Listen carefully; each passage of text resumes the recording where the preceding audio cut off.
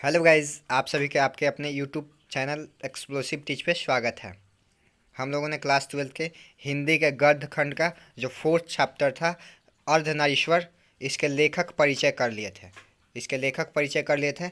और आज इस जो निबंध है, इस निबंध को हम पूरी तरह से अच्छे से पढ़ेंगे। ठीक है, तो चलिए देखते हैं। अर्धनारीश्वर। अर्धनारीश्वर क्या है? शंकर और पार्वती का कल्पित रूप है, जिसका आधा अंग पुरुष और आधा अंग नारी का होता है। अर्धनारीश्वर क्या है? शंकर और पार्वती का कल्पित रूप है। इसमें आधा अंग जो होता है पुरुष का होता है और आधा अंग नारी का।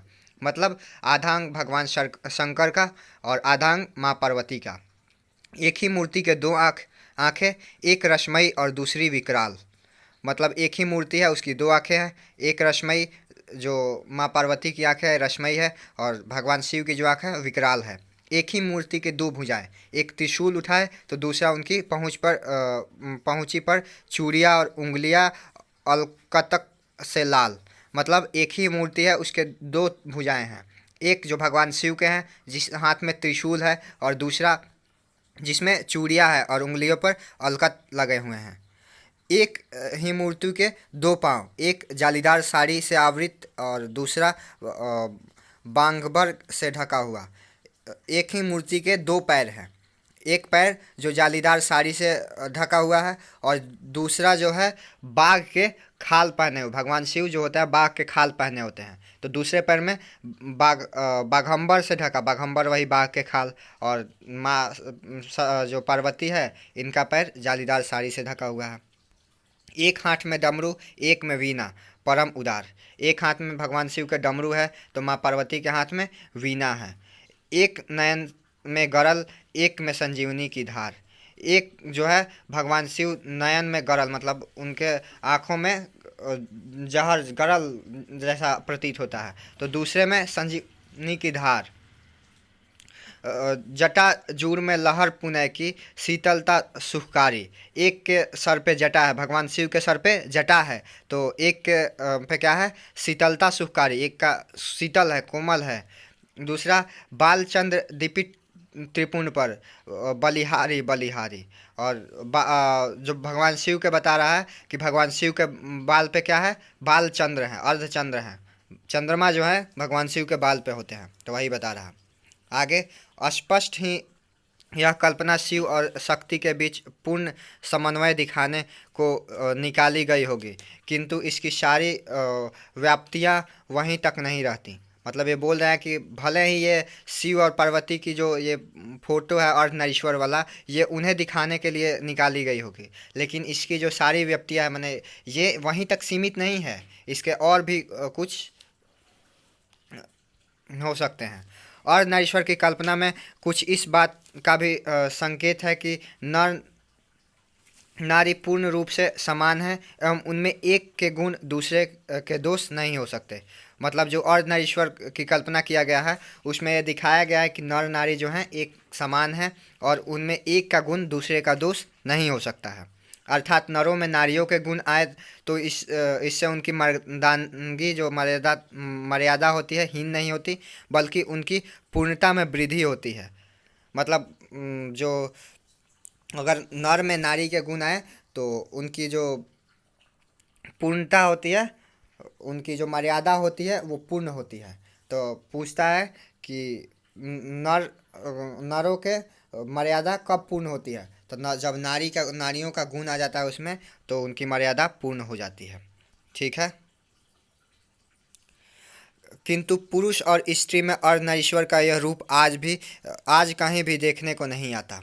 किंतु आज के समय में ये जो पुरुष और स्त्री के अर्धनारीश्वर का यह जो रूप है, जो भगवान शिव और पार्वती का जो रूप है, यह रूप आज कहीं देखने को नहीं आता है। संसार में सर्वत्र पुरुष पुरुष है और स्त्री स्त्री है। आज का जो संसार है, इसमें पुरुष पुरुष, एक पुरुष अलग है, स्त्री अलग अलग है। मतलब जो पुरुष है खुद को स्त्री से अलग मानता है, स्त्री जो है पुरुष से अलग मानती है। ठीक है। नारी समझती है कि पुरुष के गुण सीखने से उसके नारीत्व में बाटा लगेगा। नारी समझती है कि पुरुष का गुण हम सीख लेंगे तो हमारे नारीत्व में बाटा लग जाएगा। इसी प्रकार पुरुष भी स्त्रियोचित गुणों का अपनाकार समाज में स्त्रैण कहलाने से घबराता है। इसी प्रकार जो पुरुष होता है वो घबराता है कि हम स्त्री के गुण रखेंगे तो हमको स्त्रैण कहेंगे, मतलब हमारा इज्जत चला जाएगा। स्त्री और पुरुष के गुणों के बीच एक प्रकार का विभाजन हो गया है। अभी के समय में जो स्त्री और पुरुष का गुण है उसमें एक विभाजन हो गया है, तथा विभाजन की रेखाएं लांघने में नर और नारी दोनों को भय लगता है। और ये विभाजन की जो रेखाएं हैं इसे लांघने में दोनों को भय लगता है, चाहे वो नर हो चाहे नारी हो। ठीक है, आगे आगे। किंतु ऐसा लगता है कि गुणों का बंटवारा करते समय पुरुष ने नारी से उनके राय नहीं पूछी। मतलब ऐसा महसूस होता है कि जब ये गुणों का बंटवारा कि ये पुरुष के गुण है, ये महिला के गुण हैं, तो ये बंटवारा करते समय ये पुरुषों ने किया होगा और उस समय नारियों से उनकी राय नहीं पूछी होगी कि उनको क्या करना है क्या नहीं करना है। ये अपने हिसाब से उनको काम दिए, अपने मन में उसने जहाँ चाहा नारी को बैठा दिया। मतलब पुरुष अपने मन में नारी को जहाँ चाहा वहाँ उसे बैठा दिया। स्वयं को वह वृक्ष बना बैठा और नारी को उसमें लता बना दिया। पूछता है कि पुरुष स्वयं को वृक्ष बना बैठा और नारी को क्या बना दिया, तो स्वयं को वृक्ष बनाया और सॉरी स्वयं को वृक्ष बना बैठा और नारी को क्या बना बैठा, उसकी लता। क्योंकि वृक्ष से लताएं लगी होती हैं, वृक्ष पे निर्भर होती है लताएं, तो खुद पे उसको निर्भर बनाया, खुद को वृक्ष बना दिया, उसको लता बना दिया अपना। स्वयं को वह वृत्त बता गया और नारी को उसकी कली मान लिया। स्वयं को बताया कि हम पूरा फूल जो फूल का पौधा है और उस पर लगी कली नारी है। तो नारी ज़्यादा कोमल होती है और ये कांटेदार है, फूल जो होता है कांटेदार होता है।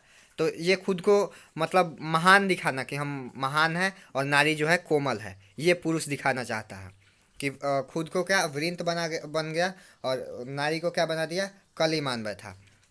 तब से धूप पुरुष और चांदनी नारी रही हैं, ग्रीष्म नर और वर्षा मादा रही हैं। जो धूप है पुरुष है और चांदनी है, धूप हो पुरुष हो और चांदनी हो ये नारी है। ग्रीष्म हो गया नर हो गया और वर्षा, ग्रीष्म नर और वर्षा। मतलब देखिए जब मतलब कोमल परिस्थिति, जैसे चांदनी हो गया तो चांदनी कोमल अच्छा लगता है देखने में, तो जो अच्छा लगता है उसको नारी को बना दिया। और जैसे ग्रीष्म जो हमारे लिए बहुत वो मौसम होता है, हमारे लिए मतलब अनफेवरेबल कंडीशन होता है, तो वो खुद को मान लिया। ठीक है, विचार पति और भावना पत्नी को, जो विचार है उसको पति मान लिया और जो भावना है उसको पत्नी मान लिया। ठीक है, जहाँ भी कर्म का कोई क्षेत्र है, अधिकार का कोई भूमि है और सत्ता का कोई सीधा उत्स है, उस पर कब्जा नारी का नहीं नर का माना जाता है। जहाँ भी कर्म का कोई क्षेत्र है, कर्म का कोई क्षेत्र है, अधिकार की कोई भूमि है और सत्ता का कोई सीधा उत्स, माने जहाँ भी कर्म का कोई क्षेत्र हो, काम करने वाला कोई क्षेत्र, अधिकार वाला क्षेत्र हो और सत्ता वाला, सबसे मेन है सत्ता वाला ये अपने कब्जा में रखा, इस पर नारी का कब्जा नहीं किया, मतलब नारी का कब्जा नहीं होने दिया। ये सत्ता वाला हो, कर्म वाला हो, अधिकार वाला हो, ये सब अपने पास रखा। तो और नारी को इसमें कोई अधिकार नहीं दिया। ठीक है, नर है विधाता का मुख्य तंतुवय जो वस्त्र बुनकर तैयार करता है। मतलब जो आगे है कि नर है जो विधाता का मुख्य तंतुवय है, मतलब मेन काम क्या कर रहा है कि अब वस्त्र बुनने का, जैसे वस्त्र बुनने में मेन काम वस्त्र बुनना है, तो ये खुद के हाथों में ले लिया। नर क्या है, वस्त्र जैसे बुन के तैयार कर रहा है, और नारी क्या है, तो नारी का काम है वस्त्र पर छींटे डालना। अपने देखिए अपने में क्या रखा, अपने में रखा कि हम उसमें बड़ा काम करेंगे, वस्त्र बुनने में मेहनत लगता है तो अपने हाथों में, और नारी को क्या दे दिया कि उस पर बस छींटा डालेंगी नारी। नर है कुदाल चलाने वाला बलशाली किसान जो मिट्टी तोड़कर अन्न उपजाता है। नारी का काम दोनों को अछोड़ना पछोड़ना है। मतलब नर का काम का है खेत में जाएगा, कुदाल चलाएगा, हल चलाएगा, उसमें फसल उगाएगा, उसमें पानी देगा, उसको बड़ा करेगा, वहाँ से उस फसल को काटेगा, उससे पीटेगा लाएगा। और नारी का काम का है जो उसमें थोड़ा बहुत अछोड़न पछोड़न जो उसमें आ जाता है घास फीस, वो उसको बीनने के लिए। देखिए इसको कितना कोमल काम दिया और अपने हाथ में कितना बड़ा काम रखा। यहाँ दिखाया जा रहा है कि हम बड़े हैं और नारी जो है छोटी है, ये दिखाना चाहता था। ठीक है, नर है नदियों का वेगमय प्रवाह, नारी उसमें लहर बनकर उठती गिरती रहती है। देखिए अपने वेगमय प्रवाह जिसमें शक्ति लगती है, तो वो खुद बन गया, और नारी जो अच्छा लगता है, लहर आता है तो अच्छा लगता है, तो वो नारी है। इस जो बंटवारा हुआ उसके अनुसार। सिंहासन तो वस्तुतः राजा के लिए होता है, रानी उसके वमांग की शोभा मात्र है। मतलब सिंहासन पे खुद राजा जो नर होगा वो खुद बैठेगा सिंहासन पे, और रानी कौन होगी, तो रानी जो उसकी सिंहासन की शोभा बढ़ा रही है, सिंहासन पे ही खुद बैठेगा। और रानी को किस लिए रखा है, शोभा बढ़ाने के लिए। अभी देखते रहिए आगे। सत्य है राजा का ग्रीवा और विशाल वक्षोदेश, रानी उन पर मंदार हाल बनकर झूलने के लिए है।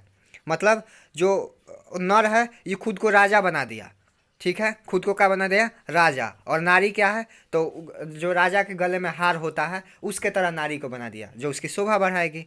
और मेन जो होगा नर होगा। देख रहे हैं नारी को कैसे अधिकार छीना है। राजा काया और रानी छाया के प्रति, राजा जो है काया है और रानी क्या है, छाया के प्रति, राजा के पीछे रहेगी। राजा आगे सामने काया के रूप में रहेंगे और रानी उसके छाया बन के रहेंगी। आगे बोल रहा था कि सत्य का साकार रूप में राजा ही होता है, रानी है कल्पना की रंगीन जाली और सपनों की मीठी मुस्कान, जो जीवन में उतरी तो वाह वाह और नहीं उतरी तो वाह वाह। मतलब जो राजा होता है सत्य का साकार, मतलब राजा को सत्य का साकार बना दिया गया। और जो रानी हुई रंगीन जाली, मतलब राजा को मन मोहने, राजा का जब टेंशन में आए, राजा पे जब लोड पड़े तो उसको दूर करने के लिए, उसको मीठी मुस्कान लाने के लिए जीवन में उतरती है। और नहीं भी उतरी तो वाह वाह। कहावत चल पड़ी, पुरुष एछेने दिवसेर ज्वाला तप्त रौद्र दाह, कामिनी एछेने यामिनी शांति समीरना वारिनी। मतलब जो मतलब जो ये कहावत है, इसका अर्थ हुआ कि जो पुरुष है वो ज्वाला के प्रति, ज्वाला के तरह रौद्र रूप है। मतलब पुरुष जो है ज्वाला के तरह रौद्र रूप है, और स्त्री क्या है, स्त्री उसको शांत करने के लिए यामिनी की तरह शांत, उसमें मतलब जैसे जल का काम नहीं होता, ज्वाला को शांत करता, तो जल है स्त्री और ज्वाला है पुरुष। देखिए कैसा बंटवारा किया गया था। दिवस की ज्वाला और तप्त धूप ये पुरुष की लाई हुई चीज़ है। वही बात है कि ज्वाला और तप्त धूप पुरुष के लाई हुई चीज़ है। कामनी तो अपने साथ यामिनी की शांति लाती है, और कामनी मतलब कामनी यामिनी की शांति लाती है, तो ये शांति वाली स्त्री को दे दिया। आगे बोल रहा है, किंतु कवि की यह कल्पना झूठी है। यदि आदि मानव और आदि मानवी आज मौजूद होते तो ऐसी कल्पना से सबसे अधिक आश्चर्य उन्हें ही होता। मतलब ये बोल रहे हैं कि आगे कि ये जो कवि की कल्पना है ये झूठी है। अगर आज के डेट में आदि मानव जो हमारे वंशज, हमारे पूर्वज थे, जिनके हम वंशज हैं, तो ये आदि मानव और आदि मानवी होते तो उन्हें ये सुनकर बहुत आश्चर्य होता। और वे कदाचित कहते भी कि आपस में धूप और चांदनी का बंटवारा हमने नहीं किया था। और वे बताते, हमारे जो आदि मानव थे, हमारे जो पूर्वज थे, वो बताते हैं कि ये जो धूप और चांदनी वाला बंटवारा है ये हमने नहीं किया था। हम तो साथ साथ जन्मे थे तथा धूप और चांदनी में, वर्षा और आपत में साथ साथ ही घूमते भी थे। वो बताएंगे कि हम साथ साथ रहते थे, साथ साथ सारा काम साथ साथ करते थे, हमने ये बंटवारा नहीं किया, बल्कि आहार संचय को भी हम साथ ही निकलते थे। और अगर कोई जानवर हम पर टूट पड़ता तो हम एक साथ उनका सामना भी करते थे। वो बताएंगे कि हम आहार संचय तक का काम साथ में निकल के करते थे। और अगर किसी जानवर का हम पे हमला हुआ तो उस जानवर से निपटने में भी हम लोग एक दूसरे के साथ रहते थे। आगे बोलते हैं कि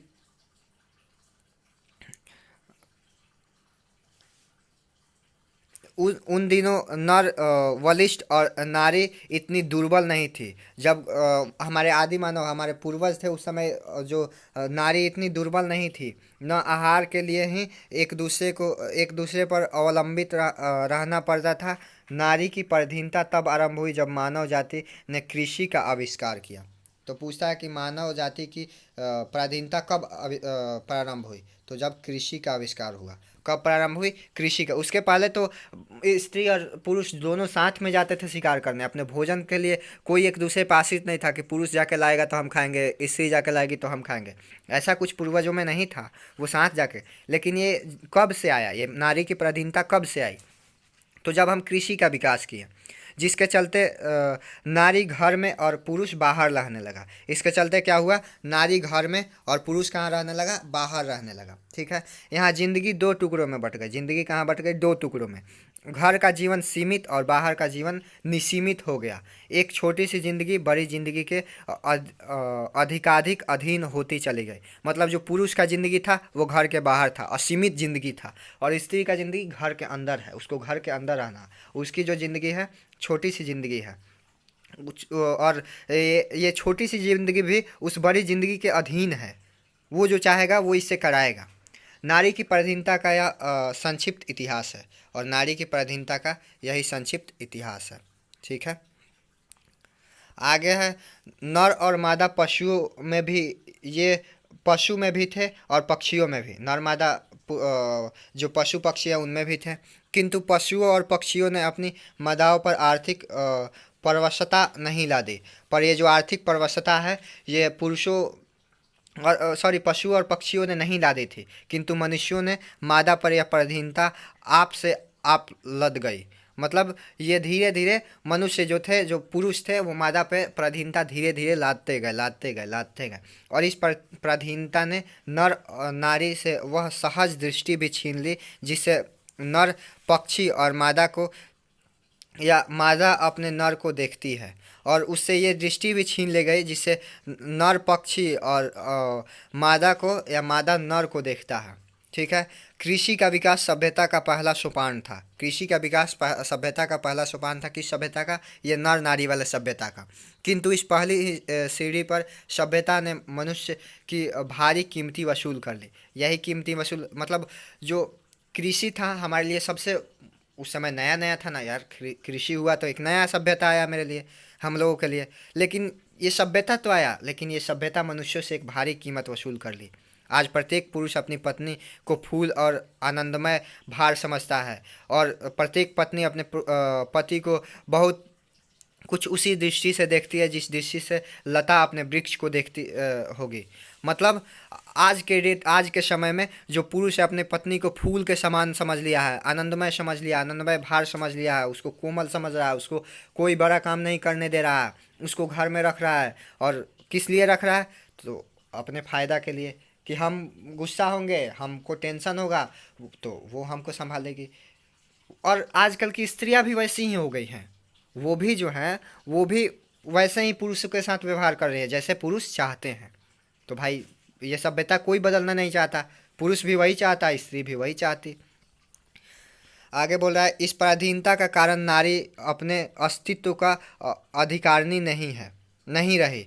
इस पराधीनता के कारण जो नारी के पास अधिकार होना चाहिए वो अधिकार नारी ने खो दिया है। उनके सुख और दुख, प्रतिष्ठा और अप्रतिष्ठा, यहाँ तक कि जीवन और मरण पुरुष की मर्जी पर टिकने लगा है। अरे भाई यहाँ देखिए, सुख और दुख, प्रतिष्ठा अप्रतिष्ठा, यहाँ तक कि जीवन मरण तक पुरुष की मर्जी पे। पुरुष चाहेगा तो उसको सुख होगा, पुरुष चाहेगा तो उसको दुखी रखेगा, पुरुष चाह रहा है तो उसको प्रतिष्ठावान बना दे रहा है, पुरुष चाह रहा है तो उसको अप्रतिष्ठित बना दे रहा है। अरे और मरण जीवन तक उस पुरुष पे निर्भर है कि पुरुष के मर्जी, पुरुष जिंदा है तो वो जिएगी, पुरुष मर गया तो साथ में उसको मरना पड़ेगा। पुरुष के मर्जी पे टिक गया है। उसका सारा मूल्य इस बात पर ठहरा कि पुरुषों को उसकी कोई आवश्यकता है या नहीं। ये सारा मूल्य कि स्त्री का जो मूल्य है, स्त्री इस संसार में उसको सुख होगा कि दुख होगा, उसको प्रतिष्ठा मिलेगा कि अप्रतिष्ठा मिलेगा, उसका जीना है कि मरना है, ये किस आधार पे कि पुरुष को उसकी आवश्यकता है कि। अरे भाई ये कौन सा बात हुआ कि पुरुष को आवश्यकता है उस आधार पे स्त्री जिएगी। इसी से नारी की पद मर्यादा प्रवृत्ति मार्ग और प्रचार से उठती और निवृत्ति मार्ग के प्रचार से गिरती। हाँ देखिए, जो पद मर्यादा, जिसका पद मर्यादा ज़्यादा है उसका प्रचार होगा तो उसका इज्जत बढ़ेगा कि वो घर में रहती है। देखो ना फलानवा के जौन मेहरारू है वो घर में रहती है, बाहर नहीं निकलती है, तो उसका इज्जत बढ़ गया। और जो बाहर निकलती है तो उसका इज्जत कम हो गया। का जी, तो वो घर में पर्दा में नहीं रहती है, वो बाहर आ गई। जो प्रवृत्ति मार्गी हुए उन्हें नारी को गले से लगाया। जो प्रवृत्ति मार्गी हुए उन्होंने नारी को गले से लगाया, क्योंकि जीवन में वह आनंद चाहते थे और नारी आनंद की खान है। मतलब पुरुष चाहते थे कि उनके जीवन में आनंद हो, और नारी जो थी आनंद की खान बनी जा रही थी। पुरुष भी चाह रहे थे कि आनंद की खान बने और नारी खुद बनी जा रही है आनंद की खान। तो भाई कोई ऑफर देगा तो आप क्यों नहीं लीजिएगा? ये अधिकार स्त्रियों को न कहना चाहिए कि हमारा अधिकार, हम फूल बन के नहीं रहना है, हमें कांटा बनना है, हमें भी कुदाल चलाना है, हमें भी बाहर के काम करने हैं, हम पर्दा में नहीं रहेंगे, तब न ये पराधीनता खत्म होगा। नेक्स्ट है, किंतु जो निवृत्ति मार्गी निकले उन्होंने जीवन के साथ नारी को भी अलग धकेल दिया। देखिए, प्रवृत्ति मार्गी क्या थे? जो नारी को एक अमूल्य वस्तु समझ लिए, मतलब नारी से उनको सुख प्राप्त। और जो निवृत्ति मार्गी हुए वो नारी को अलग धकेल दिए, क्योंकि नारी उनके काम की चीज़ नहीं थी। निवृत्ति मार्गी जो थे उनके काम की चीज़ नारी नहीं थी, तो उनको अलग धकेल दिया। प्राचीन विश्व में जब वैकित मुक्त की खोज मनुष्य जीवन की सबसे बड़ी साधना मानी जाने लगी, तब झुंड के झुंड विवाहित लोग संन्यास लेने लगे। जब व्यक्तित्व मुक्त की खोज मनुष्य, मतलब प्राचीन विश्व में जब माना जाने लगा कि जो शादी नहीं कर रहा वो जो संन्यास ले लेगा, वो जो शादी नहीं किया है वो मतलब पुरुष जो है उसको स्वर्ग मिलेगा, ऐसी बातें फैलने लगी अफवाह। तब लोग झुंड के झुंड में विवाहित लोग संन्यास लेने लगा, विवाह कर लिया, स्त्री को छोड़ दिए कि जाओ। और उनकी पत्नियां, अभागिनी पत्नियों के सिर पर जीवता वैधव्य का पहाड़ टूटने लगा, और उनके जीवन भर विधवा का पहाड़ उनके ऊपर टूटने लगा। जरा उन आंसुओं की कल्पना कीजिए जो उन अभागिनियों की आंखों से बहते होंगे। उन अभानी जो जिनको विधवा करके इन लोग पुरुषों ने छोड़ के संन्यास ले लिया, उनके ऊपर क्या बीता होगा? उनके बारे में तो सोचिए थोड़ा, उनके कितने आंसू निकले होंगे। उन आंसुओं की कल्पना कीजिए आप, जिनके प्रति परमार्थ लाभ के लिए उनका त्याग कर दिया।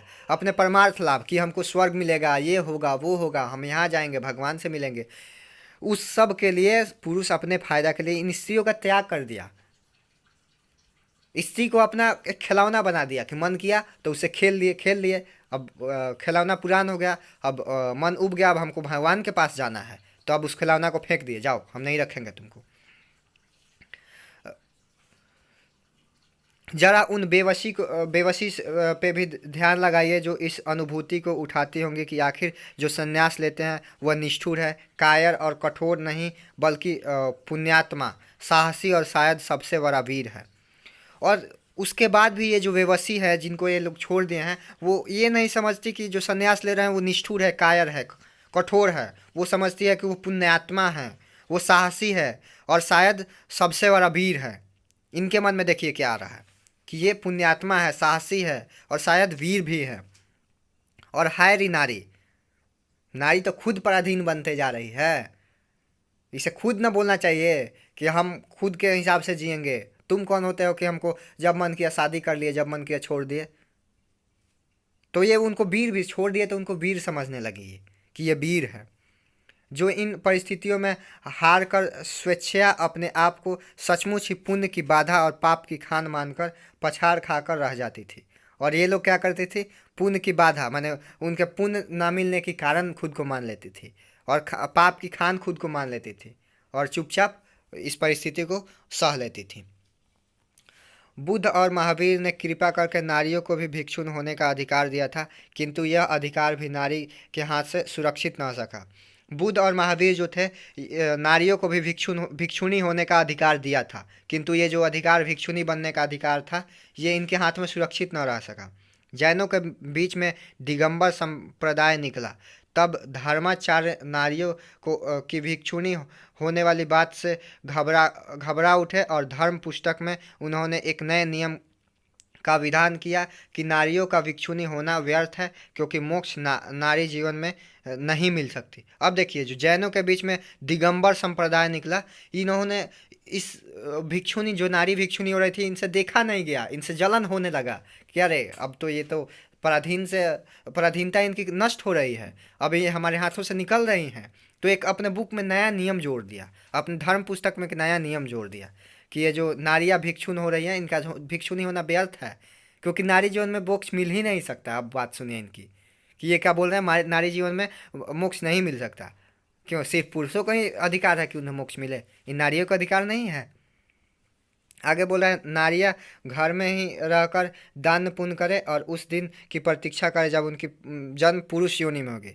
इन्होंने लिखा कि नारियों को घर में रहकर दान पुण्य करे और उस दिन का प्रतीक्षा करे जब उनको पुरुष योनि मिले। क्यों? नारी योनि में उनको उद्धार नहीं हो सकता, उनको मोक्ष नहीं मिल सकता। जब वे पुरुष होकर जन्मेंगे संन्यास वे तभी ले सकेंगी और तभी उन्हें मुक्ति मिलेगी। अब देखिए नियम जोड़ दिए हैं कि जब पुरुष होंगे अगले जन्म में पुरुष बनना, पुरुष बन के आओगे तो फिर संन्यास लेना, तब फिर तुमको मुक्ति मिलेगी। अरे भाई ये कौन सा नियम हुआ?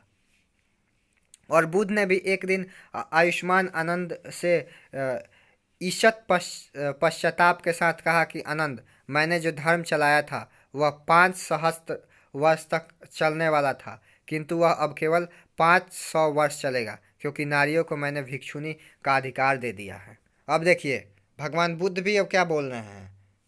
इन्होंने अपने एक सबसे जो इनके प्रिय शिष्य थे आनंद, जो आयुष्मान आनंद इनके प्रिय, उनसे भी यह पश्चाताप करके बोल रहे हैं कि आनंद, मैंने ये जो धर्म चलाया था यह 5,000 साल चलता, लेकिन अब 500 साल ही चलेगा। क्यों जी? तो क्योंकि नारियों को हमने भिक्षुनी का अधिकार दे दिया। वाह जी वाह भगवान बुद्ध वाह।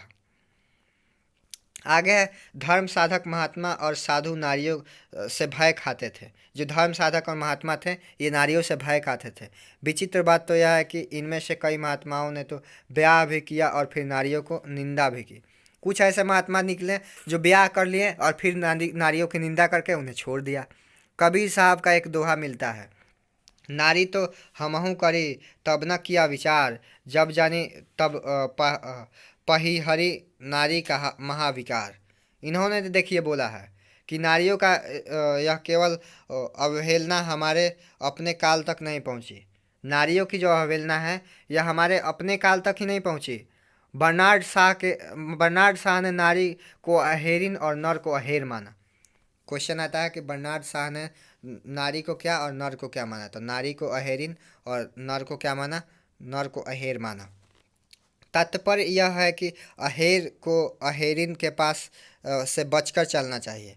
मतलब ये क्या बोले कि जो ये अहेर हैं इन्हें अहेरिनों से बचकर चलना चाहिए, मतलब पुरुषों को नारियों से बच के चलना चाहिए।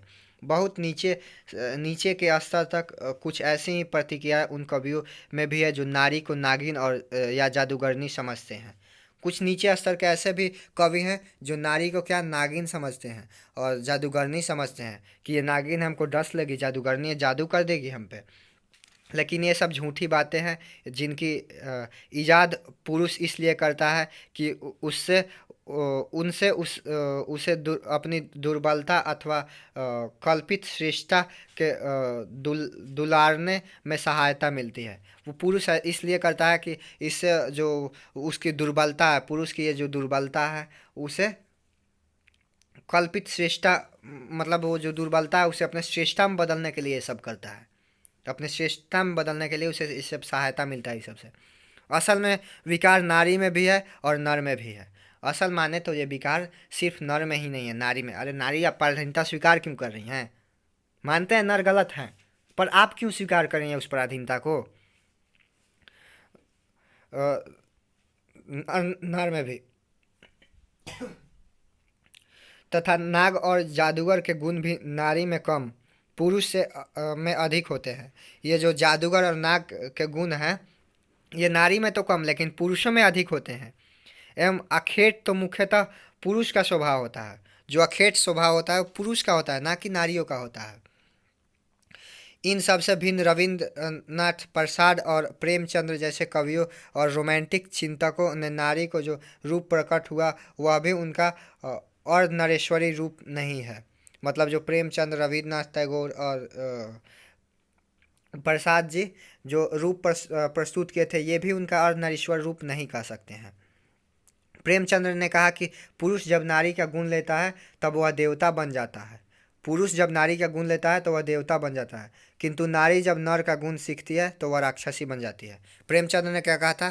पुरुष जब नारी का गुण लेता है तो वह देवता बन जाता है, किंतु नारी जब नर के गुण सीखती है तो क्या बन जाती है? राक्षसी। देख रहे हैं कैसे कैसे बात आ रहा है।